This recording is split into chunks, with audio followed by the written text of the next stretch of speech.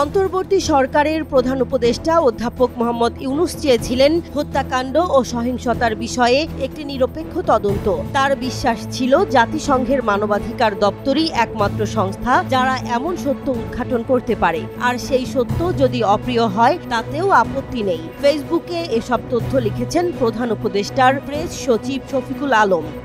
Facebook স্ট্যাটাসে তিনি আরও লিখেছেন, অবশেষে জাতিসংঘের তদন্ত প্রতিবেদন প্রকাশিত হয়েছে, যা শেখ হাসিনার নেতৃত্বের ওপর চূড়ান্ত আঘাত এনেছে। তার রাজনীতিতে ফেরার সামান্য সম্ভাবনাও এখন শেষ। যদি আওয়ামী লীগ এবং তাদের সেই বিশাল কর্মী বাহিনী যারা জুলাই আগস্টের হত্যাযজ্ঞে জড়িত ছিল না দলকে পুনর্জীবিত করতে চায়, তবে একমাত্র উপায় হল শেখ হাসিনা ও তার পরিবারকে প্রত্যাখ্যান করা এবং জাতির কাছে নিঃশর্ত ক্ষমা চাওয়া। জাতিসংঘের প্রতিবেদন অন্য কোনো ব্যাখ্যার সুযোগ দেয়নি।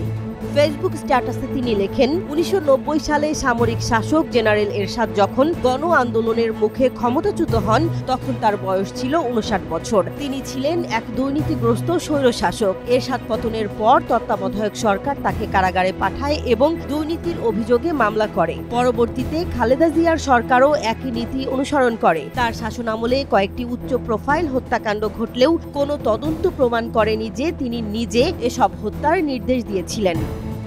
কিন্তু শেখ হাসিনা এবং তার দল আওয়ামী লীগ এতটা সৌভাগ্যবান নয়। আন্তর্জাতিক মানবাধিকার সংস্থাগুলো তার মানবাধিকার লঙ্ঘনের প্রায় সব ঘটনাই নথিভুক্ত করেছে। তার ভোট কারচুপির কৌশল ছিল স্পষ্ট ও নির্লজ্জ। গুম, গণহত্যা, গণগ্রেফতার সবই বিশ্বজুড়ে নিন্দার ঝড় তোলে। তারপরও সন্ত্রাস বিরোধী অবস্থানের কারণে তিনি পশ্চিমা বিশ্বের সমর্থন পেতেন।